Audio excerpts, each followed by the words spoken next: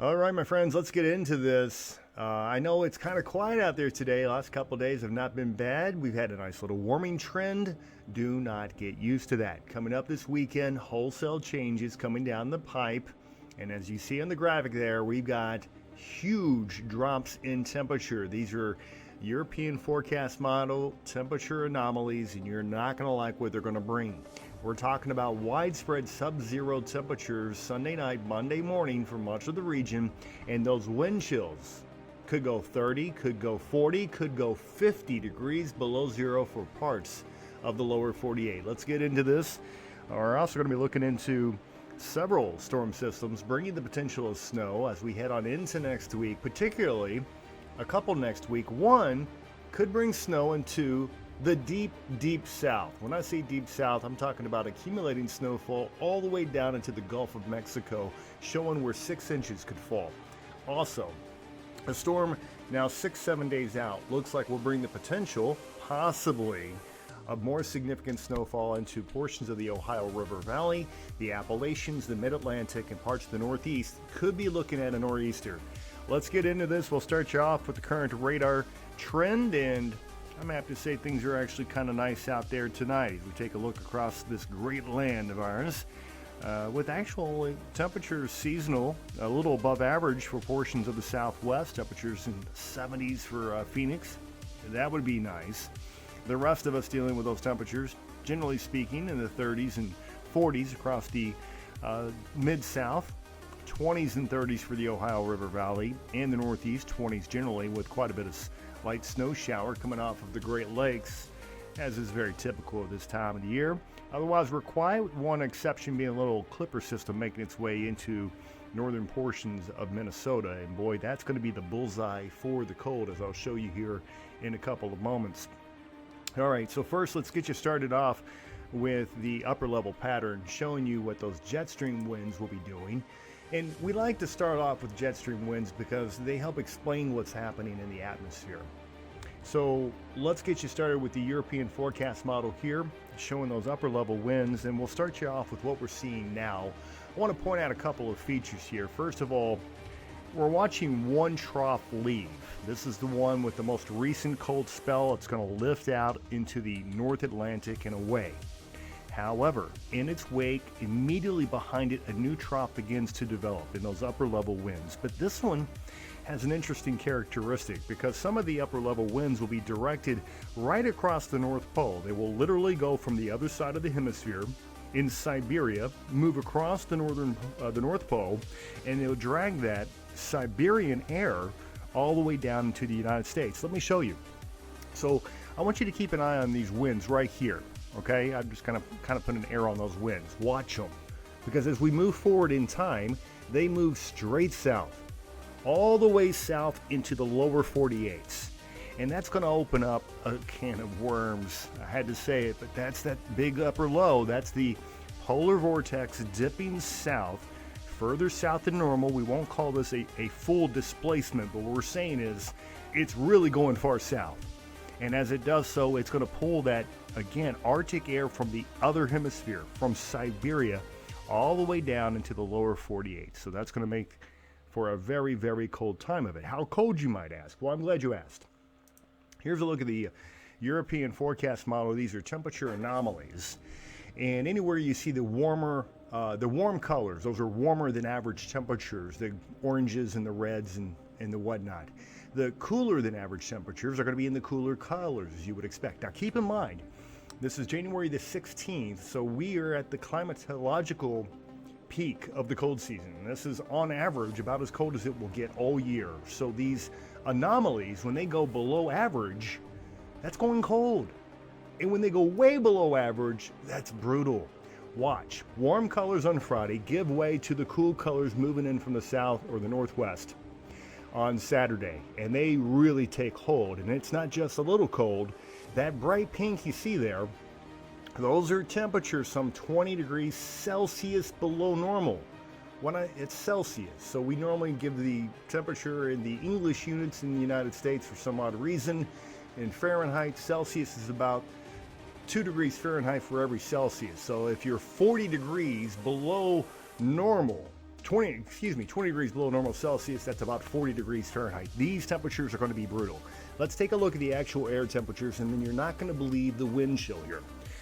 Air temperatures on Friday actually look really good across most of the region. For the Ohio River Valley, we're talking about 40s and 30s, not far from average for this time of the year. We've got some nice 50s and 60s into the Tennessee River Valley, into the Mid-South, really nice. The real cold kind of locked away. That's Friday. Now, let's move forward.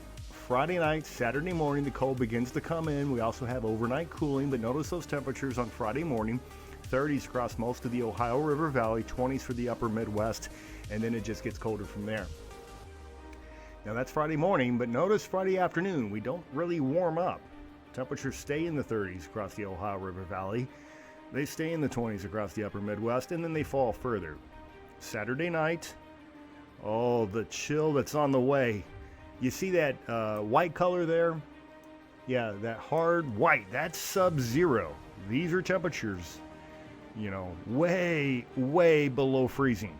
Sub-zero line, actual air temperature by Sunday morning, and it keeps getting aggressive. Sunday, while we start off with temperatures in the low 20s and teens for the Ohio River Valley, they don't warm up. They don't warm up at all during the day on Sunday. Now watch that zero line Sunday night as it just consumes a good chunk of the Ohio River Valley. Actual air temperatures, Ohio River Valley, Great Lakes below zero, pockets of below zero across the plains and Midwest as well, especially where you have that snowpack. Now, while this is very cold, it's going to feel even worse than this because it's going to come with a strong northwesterly wind at the surface, and that's going to produce some dangerously cold wind chill values. Look at these temperatures. Actual wind chill values projected. Look at that. Monday morning, this is Sunday night, Monday morning, 20 degrees below zero all across the Midwest. There are 30 degrees below zero in portions of Indiana and Ohio. And if you want to get absurd, come up here into the northern plains, the northern Midwest, where you have the feel-like temperature of 40 degrees below zero. 40 below. Let's go into the northern plains. Locally, you could have the feel-like temperature up here in northern portions of North Dakota could touch 50 degrees below zero. That is so dangerous. That will freeze the skin in like 30 seconds. So it's going to be cold. What about snow? We have a lot of snow potential coming up, but it's going to be in various regions across the eastern United States. But one of interest next week into the deep south, as mentioned, we'll show you where 6 inches of snow could fall, and get this, in the Sunshine State. Craziness. Let's get to it. I'm going to start you off with the GFS because I think it's been a little more consistent recently, showing the potential of snow coming up here. Let's get into those weather models. And here you go. We got the first system. This is the Arctic front. It's going to bring up some rain into the Ohio River Valley as we head on into Saturday morning. It will be snow further north into parts of the Great Lakes. So storm system number 1 here, that's going to quickly move into the northeast. It will bring a blast of very cold air, high winds, blustery snow showers, snow squalls, followed by lake enhanced and then lake effect snow off of the Great Lakes, as you would expect. It's going to be a time of it. You can see a little trailing system tries to sneak up underneath it as we head on into Sunday night and Monday. This could bring a coastal low, could bring some snows for the coastal cities along the northeast. So a weak little nor'easter is what it appears to be. And that could bring some pretty good snows for portions of New England, as you would expect with that. That cold continues to pour in behind it. And then we have what I think is the most interesting system. It's this one right here. It moves right across the deep south, according to the GFS, and the European forecast model also has this, but shows very heavy snowfall. Look where that is at. This is absurd almost, but it's got that heavy snowfall all the way down into the state of Florida. Wait, I went into the wrong region. Give me a second. Into the state of Florida. Well, I did it again. Okay, well, we're fixing this right now. Here you go. That's unbelievable. You never see that. But both models have snow on the Gulf Coast, both models, and this European forecast model is showing a ton of snow and ice across northern Florida. The panhandle of Florida is where the heavy snow is, and that would be heavy ice from Tallahassee into Jacksonville. Truly a unique system. So if that were to pan out, how much snow? Oh, let's take a look. Okay, so the European forecast model, get that! Yes, it shows 6 inches of snow. I'm not saying this is going to happen. This is a forecast model. They get them wrong all the time. But any model to show a half foot of snow in the state of Florida any time of the year is amazing. And that's what it's showing right now for Tuesday and Wednesday of next week. All right, let's get back to the models because that's not the only storm of interest as we head on into the second half of next week, Thursday, Friday. This storm here, featured by the GFS forecast model, is one of interest. And on this track, it would bring heavy snows for portions of the Midwest, the Ohio River Valley, portions of the Mid-Atlantic, and the Northeast, all in one big felled swoop. Now, the only issue with this, while the GFS has been very bullish, and the GFS has actually been the more consistent one, the European forecast model has been waffling on that one and doesn't know what to make of it. One run, it's had it there, and then the next run, it doesn't.